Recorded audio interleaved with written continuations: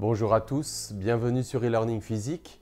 Aujourd'hui on va faire de l'optique ondulatoire, on va parler de cohérence temporelle, on va parler de densité spectrale de source et on va voir comment en modélisant la densité spectrale d'une source par un profil rectangulaire, on peut retrouver le fait que quand la différence de marche est supérieure à ce qu'on appelle la longueur de cohérence temporelle de la source, eh bien il n'y a plus d'interférence. Alors j'ai déjà posté plusieurs vidéos d'optique ondulatoire, principalement expérimentales.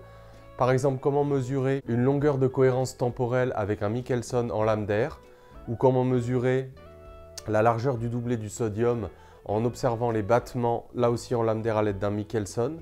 Et là, je voudrais faire une vidéo un petit peu plus théorique sur toutes ces choses donc, qui concernent le sujet délicat de cohérence temporelle en optique ondulatoire. Qu'est-ce qui se passe quand on met une source ponctuelle d'ailleurs, mais qui n'est plus monochromatique? On pourra faire d'autres vidéos sur ce qui concerne la cohérence spatiale. Donc d'abord peut-être quelques rappels de base sur ce qu'il faut à tout prix maîtriser avant d'aborder cette vidéo, donc sur les trous de Young et sur les interférences à deux ondes en lumière monochromatique. Donc là j'ai représenté le dispositif des trous de Young, donc une source primaire qui émet des trains d'ondes sphériques dans l'espace. Et ce train d'onde, donc par division du front d'onde, va passer au travers de deux chemins différents, au travers de deux trous ou de deux fentes. Donc les trous S1, S2, donc des sources secondaires qui vont être mutuellement cohérentes et qui vont interférer en un point M. On peut démontrer que dans la mesure où la distance A entre les trous est très petite devant D et également la position X du point M sur l'écran est très petite devant D, la différence de marge vaut environ AX sur D à l'ordre 1. Et donc la formule de Fresnel qui nous dit que l'éclairement en un point M c'est 2 fois E0. E0, donc l'intensité émise quand on bouche un des trous, donc par une seule source. 2E0 facteur de 1 plus cosinus 2pi delta sur lambda. Donc delta, la différence de marche entre les deux rayons. Donc ça, c'est pour une source ponctuelle, une source rigoureusement monochromatique. Mais très souvent, on rajoute cette condition qui est que delta doit rester plus petit que la longueur de cohérence temporelle de la source. Donc la longueur de cohérence temporelle, c'est la longueur dans l'espace d'un train d'onde. On sait que en fait, la source lumineuse n'émet pas une source rigoureusement monochromatique, mais elle émet un train d'onde de durée finie. Donc sa durée, c'est ce qu'on appelle le temps de cohérence. Et sa longueur dans l'espace, en multipliant par la vitesse de la lumière, c'est ce qu'on appelle donc la longueur de cohérence, sous-entendu de cohérence temporelle, puisque c'est lié au temps de cohérence temporelle, la durée du train d'onde. Alors, pour toi qui me suis déjà depuis un certain temps sur la chaîne, tu sais que je parle beaucoup des séries de Fourier, des transformées de Fourier, et que le point important, c'est de relier ce temps de cohérence temporelle à la largeur spectrale de la source. C'est-à-dire que toute source, en fait, possède une certaine largeur en fréquence. Donc là, maintenant, on est en train de regarder non plus le signal en temps, mais le signal en fréquence, de la même manière que quand on fait du filtrage linéaire en électricité, on a deux représentations du signal, une représentation temporelle, mais une représentation fréquentielle qui lui est strictement équivalente. Et tout comme quand on fait du filtrage en électricité, en optique, on fait la même chose. C'est très important de savoir jongler entre les deux modes de représentation temporelle et fréquentielle. Donc là, on a la densité spectrale de la source centrée autour de nu0, une fréquence centrale avec une certaine largeur delta nu. Et on peut démontrer grâce aux transformées de Fourier que le temps de cohérence est inversement proportionnel à la largeur spectrale. Autrement dit, le produit temps de cohérence, largeur spectrale est de l'ordre de 1. Plus un train d'onde est long, plus son spectre est étroit, plus on se rapproche d'une onde monochromatique, et inversement, plus le train d'onde est court, plus il contient de fréquences. Alors ce qui va être intéressant maintenant, c'est de voir comment on peut retrouver par le calcul donc le fait qu'il n'existe plus d'interférences, qu'elles sont brouillées quand la différence de marche va au-delà de la longueur de cohérence temporelle. Pourquoi? Pour observer des interférences, il faut que la différence de marche soit plus petite que la longueur de cohérence temporelle.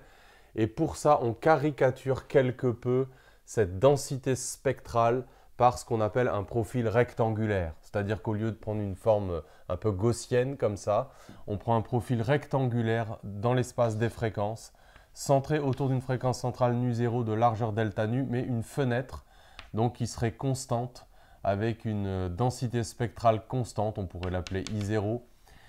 Et donc on voudrait calculer l'éclairement sur l'écran en un point fixé de l'écran pour une différence de marge donnée.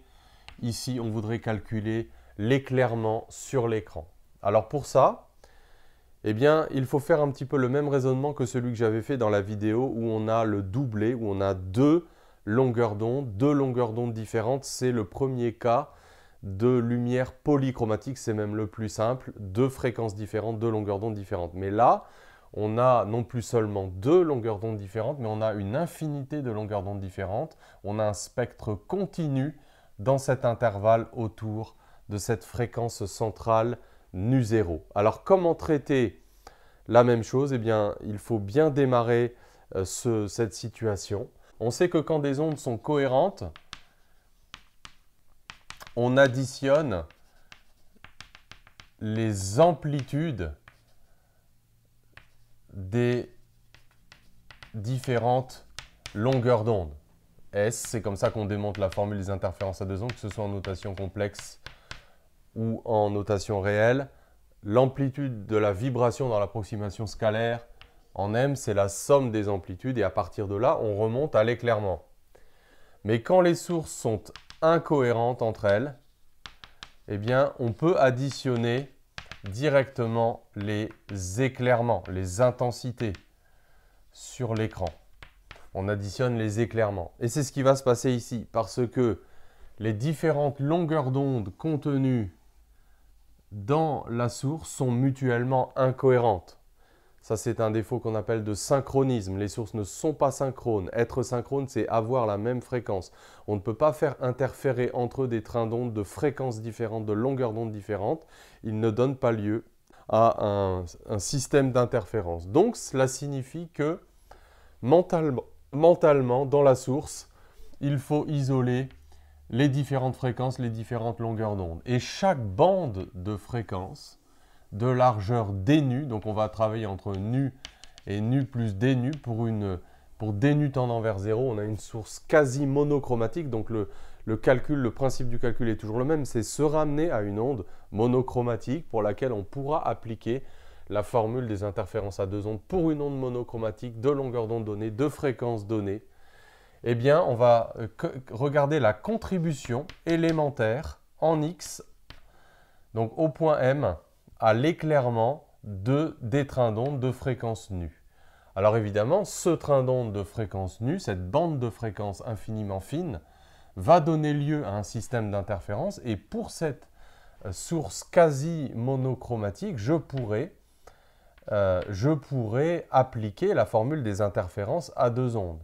Donc cet éclairement va être proportionnel à la densité spectrale pour la fréquence nu et je vais transformer un petit peu cette expression pour faire apparaître nu. Tu sais que lambda c'est C sur nu. Alors on travaille plutôt en fréquence pour avoir une variable au numérateur plutôt qu'au dénominateur. Donc ça va faire 2pi C nu fois delta. Donc ça c'est, en appliquant la formule des interférences à deux ondes pour une source quasi monochromatique, la contribution à l'éclairement sur l'écran de cette bande de fréquences. Donc j'ai simplement repris cette formule-là et j'ai remplacé le 2E0 donc par une constante de proportionnalité que j'appelle souvent les constantes fourre-tout de l'optique ondulatoire. On ne sait pas trop ce que c'est, mais nous on s'intéresse à quelque chose qui est proportionnel à ça, c'est une constante, fois d nu. Alors tu sais que quand quelque chose est élémentaire ici, c'est élémentaire ici. Donc ça fait bien attention à ça. Et donc le point important, c'est que ces différentes fréquences sont mutuellement incohérentes puisqu'elles ne sont pas synchrones. Les différentes bandes de fréquences sont mutuellement incohérentes. Et donc, pour avoir l'éclairement sur l'écran, eh bien, nous allons intégrer tout ça entre nu0 moins delta nu sur 2 et nu0 plus delta nu sur 2 pour donner un calcul ultra classique dont l'interprétation physique va nous redonner l'expression de la longueur de cohérence. Donc tout ce qu'on a affirmé là va sortir de ce modèle très simple qui est très joli. Donc on va faire ensemble ce calcul. Donc c'est l'éclairement en x, l'éclairement en m, l'éclairement pour une différence de marche donnée. Donc ça se fait assez simplement, ça s'intègre assez simplement. Donc la variable d'intégration c'est la fréquence. Donc tu vas avoir nu plus donc c sur 2pi delta sinus de 2pi nu delta sur c pris entre donc nu0 moins delta nu sur 2 et nu0 plus delta nu sur 2, ce qui va donc nous donner ki0 delta nu plus donc c sur 2pi delta, donc la différence des sinus, donc sinus donc de 2pi nu 0 plus delta nu sur 2 fois delta sur c moins sinus de 2pi nu 0 moins delta nu sur 2 sur fois delta sur c. Alors il y a une petite formule de trigonométrie qui nous dit que sinus p moins sinus q, ça fait 2 cosinus p plus q sur 2 sinus de p moins q sur 2. Donc on va appliquer cette formule de trigonométrie pour transformer, en fait faire apparaître ce qu'on appelle un facteur de contraste. Donc ça va faire ki0 delta nu plus donc c sur 2pi delta, donc 2 fois, donc on va d'abord prendre le sinus de la demi-différence. Donc dans la différence, les nu0 vont se simplifier. Et donc on va avoir 2pi delta sur c delta nu sur 2. Donc on en a 2, mais on divise par 2, p moins q sur 2, cosinus, donc de 2pi delta sur c, la demi-somme, donc on va récupérer nu0. Alors, c'est un calcul extrêmement classique qui va faire apparaître ce qu'on appelle un facteur de visibilité. On va mettre cette expression sous la forme d'une nouvelle constante, 1 plus, donc ce qu'on appelle le facteur de visibilité, on va voir son interprétation physique, cosinus de 2pi delta sur lambda 0. Voilà, on remarque que ce terme-là, en fait, c'est un terme d'interférence qui ferait intervenir la longueur d'onde moyenne. Ici, on n'est pas tellement étonné de ça, lambda 0. Et donc, ce qui est devant, ça va être ce qu'on appelle un facteur de contraste, une visibilité. La valeur absolue, ça va donner le contraste. C'est-à-dire, en fait, on va voir que ça va nous dire si les franges sont brouillées ou si elles sont bien visibles. On va interpréter tout ça. Mais d'abord, regardons l'expression de ce facteur de contraste, donc par identification avec cette petite formule, cette forme classique. Alors, ici, on va avoir des simplifications. On va faire intervenir, alors on va mettre delta nu en facteur pour faire apparaître un 1 ici. Donc, on va multiplier par delta nu, on va diviser par delta nu. Et si le calcul est bien fait, bah, tu t'aperçois que tout ce terme-là, ça va être l'inverse de ce qui est dans le sinus. Donc, ça fait intervenir naturellement, et c'est presque magique, ça fait intervenir naturellement le sinus cardinal. Donc, ça fait ki0 delta nu, facteur de 1 plus, donc le facteur de contraste, ça va être sinus cardinal. On va regarder tout de suite ce qu'est un sinus cardinal si tu ne maîtrises pas bien cette notion. Donc, sinus cardinal de pi delta delta nu sur c, donc cosinus 2pi delta nu 0 sur c. Alors, on va apprendre à dessiner proprement cette fonction en fonction de la variable delta. Donc, on a l'expression de l'éclairement en fonction de la variable delta qui est proportionnelle à x. Donc, pour un point de l'écran donné, on travaille à delta fixé. Et donc, on voit qu'on a ce qu'on appelle un facteur de contraste qui est donné par donc, un facteur sans dimension. On va voir sa signification physique après. On va déjà l'étudier en fonction de la variable delta, la différence de marche, donc au point M. Donc un sinus cardinal. On pourrait appeler ça sinus cardinal de x. Donc c'est la fonction sinus de x sur x. Alors je ne sais pas si tu connais cette fonction-là. Donc elle est pas, enfin elle paraît non définie quand x vaut 0, mais en réalité on peut la prolonger par continuité parce que sinus x est équivalent à x quand x tend vers 0. Donc en fait on peut la prolonger par continuité en 1 et donc c'est une fonction qui est paire et qui oscille comme ça mais qui décroît en amplitude comme 1 sur x. Hein. Sinus varie entre moins 1 et 1, mais elle est encadrée, donc elle tend vers 0 quand x tend vers plus l'infini. Elle est paire, on peut la prolonger par continuité ici en x égale 0. Et ce qui est intéressant, c'est la position de ces zéros là. Donc les zéros, c'est quand sinus x s'annule, sauf quand x vaut 0. Donc les zéros, c'est quand x vaut nπ. Donc en particulier, la position du premier zéro, ici, on va voir tout à l'heure que tout est contenu, la signification physique de tout ce qu'on veut faire est contenue dans ce premier zéro de la fonction sinus cardinale.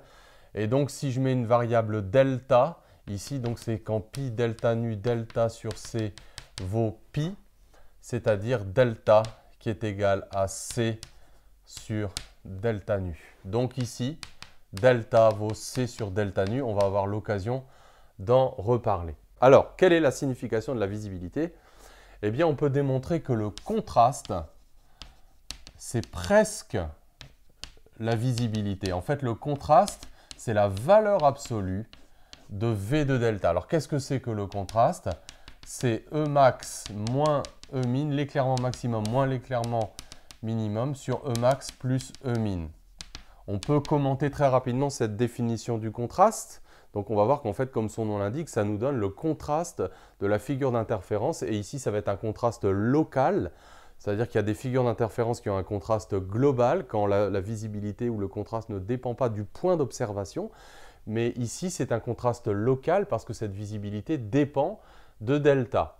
Alors le contraste ici, regardons, c'est un facteur qui est toujours positif, qui est toujours plus petit que 1 également. Il est compris entre 0 et 1 à cause de sa définition. Il est nul quand E max est égal à E min. Donc dire qu'un contraste est nul, ça veut dire qu'en fait l'éclairement est uniforme, puisque l'éclairement minimum est égal à l'éclairement maximum sur la figure d'interférence. Dire que le contraste vaut 1 quand il est maximum, en fait c'est dire que E min vaut 0, c'est-à-dire que les franges sombres sont complètement noires. Dès que les franges sombres ne sont pas complètement noires, cela veut dire que le contraste n'est plus égal à 1, et donc ça veut dire que voilà, toutes les possibilités sont là entre 0 et 1, et donc ça veut dire que la figure est moins contrastée. Alors, le contraste vaut valeur absolue de V, parce que quand on met de manière générale une figure d'interférence, l'éclairement sous la forme, donc une grande constante E0 facteur de 1 plus V de delta cosinus de 2pi delta sur lambda 0, eh bien on voit que E max est atteint quand cosinus vaut 1 et donc en un point donné, enfin dans un voisinage donné, donc ce sera E0 facteur de 1 plus valeur absolue de V au cas où V pourrait changer de signe, ce qui est le cas ici, et E min donc vaudra E0 facteur de 1 moins V. Et donc, quand on remplace ça là-dedans, on trouve que donc, le contraste vaut valeur absolue de V. Donc, c'est un contraste local en chaque point de la figure d'interférence. Donc, voilà la signification de ce sinus cardinal. Donc, sa valeur absolue nous donne le contraste en fait de la figure d'interférence. Donc, quand on étudie cette fonction, on peut la dessiner. Alors, ce cosinus, en fait, va varier beaucoup plus rapidement que le facteur de visibilité. Ça, c'est comme quand tu fais de la modulation d'amplitude. Tu as généralement une porteuse et une modulante. On pourrait presque interpréter l'influence de la visibilité comme étant une modulation de la figure d'interférence. La périodicité en delta de ce terme-là, c'est la longueur d'onde. Lambda 0, on le voit bien quand on l'écrit, cosinus 2pi delta sur lambda 0. Quand delta varie d'un nombre entier de longueur d'onde, la différence de marche entre deux franges de même nature, deux franges brillantes ou deux franges sombres consécutives, c'est lambda 0. C'est la périodicité de ce terme-là. Et lui, bon, il n'est pas vraiment périodique, mais bon, il est, j'allais dire, pseudo-périodique. Il a quand même, les zéros ont une certaine périodicité. Il varie donc sur une échelle qui est beaucoup plus grande que lambda 0. Et donc, on peut et écrire l'équation des enveloppes. Alors il est très important, c'est le même raisonnement que ce qu'on fait quand on a des battements ou quand on a de la modulation d'amplitude. Quand on a le produit de deux fonctions dont une varie très vite en delta et l'autre beaucoup plus doucement en delta, on obtiendra l'équation des enveloppes en faisant varier celle-ci entre ses valeurs extrêmes, c'est-à-dire plus ou moins 1. Donc on obtient comme enveloppe E0, donc une grosse constante, E de delta, E0, les enveloppes. Donc 1 plus ou moins, attention l'enveloppe, il n'y a pas que le sinus cardinal, il faut bien sûr garder le 1, donc plus ou moins sinus cardinal de pi delta, donc delta nu sur C. Alors, dessinons ces enveloppes. Donc attention, un éclairement est toujours positif, il ne peut jamais être négatif. Donc on aura 2E0, donc quand on a le plus ici, le sinus cardinal vaut 1 quand delta vaut 0, donc on aura 2E0. Et donc on tend, l'asymptote c'est E0, donc on pourrait dessiner une asymptote horizontale. Et donc voilà, on a le sinus cardinal qui a cette forme-là. Voilà, 1 plus sinus cardinal, ça va faire comme ça. Et puis maintenant, quand on prend avec le moins, donc là, on démarre à 0 et donc on va avoir une courbe symétrique, comme ça. Et donc ce qui est intéressant, c'est qu'ici, on retrouve le pied du sinus cardinal. Et donc on avait vu que c'était C sur delta nu. Alors on va voir que toute l'interprétation de ce qu'on veut faire est contenue dans la valeur de ce pied. C'est lui en fait qui contient la physique. Presque tout ce calcul est fait pour interpréter la valeur de ce pied. Donc, à l'intérieur de cette enveloppe, de ces enveloppes, on a la fonction qui oscille entre moins 1 et 1, donc avec une périodicité donc de lambda 0. Donc, on voit bien les deux échelles de distance, de différence de marge qui apparaissent. C'est celle de l'enveloppe et c'est celle de ce qui est sous l'enveloppe. Exactement comme quand on a la porteuse et la modulante. Donc, alors, voilà l'expression, voilà la forme de l'éclairement quand on tient compte d'une certaine longueur de cohérence, d'une certaine largeur spectrale de la source. Alors évidemment, c'est caricaturé par un profil rectangulaire en fréquence, la densité spectrale. Mais regardons, on va voir que la physique fondamentale est contenue là-dedans, parce que le pied ici, c'est la longueur de cohérence. Or, on avait une relation.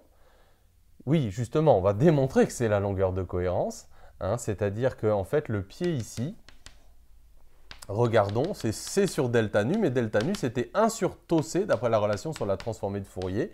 Donc effectivement, en interprétant ce graphe, on s'aperçoit qu'au-delà de ce pied, si on néglige la valeur des pieds secondaires du sinus cardinal, eh bien on peut dire que pratiquement, on n'a plus d'interférences et que les interférences ont disparu. Et donc, on retrouve très exactement ce résultat-là qui nous dit qu'on avait intuitivement en disant que pour que les trains d'onde puissent se superposer, ici, eh bien, il faut que leur différence de marche soit plus petite que la longueur de cohérence parce que sinon, il y a un train d'onde qui va arriver par une voie, l'autre partie du train d'onde qui va arriver par l'autre voie, mais le décalage entre les deux sera tellement grand qu'ils ne pourront même pas interférer entre eux. Il y en a un qui sera arrivé à la gare depuis tellement longtemps en attendant l'autre et l'autre va arriver et ils ne pourront pas se télescoper à la gare si on utilise cette analogie. Donc voilà ce résultat important. Alors on pourrait dire, mais pourquoi est-ce qu'effectivement les interférences réapparaissent une fois qu'on a dépassé la longueur de cohérence? En réalité, la réponse est non, parce que ça c'est lié au fait qu'on a pris un profil rectangulaire autour de nu0. Si on prend par exemple, on peut faire un calcul avec un profil gaussien ou lorenzien. Un profil gaussien, comme la transformée de Fourier d'une gaussienne est une gaussienne, c'est ce qu'il y a de mieux. En fait, on peut démontrer que plus précisément, on a une courbe de ce type, quand on fait les enregistrements, par exemple des longueurs de cohérence d'une source par un Michelson en lambda, eh bien on obtient, évidemment, on n'obtient pas de pieds comme ça et des ondulations secondaires, mais on obtient une courbe dont la largeur caractéristique nous redonne la longueur de cohérence. Donc ce modèle rectangulaire très simple, bien que le calcul puisse te paraître déjà un petit peu compliqué, te donnerait un calcul, le même résultat qu'un calcul plus difficile, plus complet, avec un profil gaussien par exemple. Donc très précieux ce modèle-là, puisque En utilisant le fait que les différentes longueurs d'onde donnent des systèmes d'interférence que l'on additionne sur l'écran, ils sont mutuellement incohérents, c'est ça le point essentiel. Donc on fait une intégrale sur les éclairements en utilisant directement le résultat pour une onde monochromatique. Eh bien, on retrouve la valeur de cette longueur de cohérence par ce calcul en regardant le pied du contraste, le pied de la visibilité. Et donc c'est un résultat très puissant. Donc maintenant, je t'encourage vraiment à regarder la vidéo sur le Michelson en lame d'air quand je réalise cette expérience au labo pour voir concrètement comment elle peut t'aider à mesurer des longueurs de cohérence, des largeurs spectrales de sources inconnues, plus ou moins monochromatiques, avec des temps de cohérence plus ou moins grands. Voilà, j'espère que cette vidéo t'a été utile. Eh bien, on se retrouve la prochaine fois.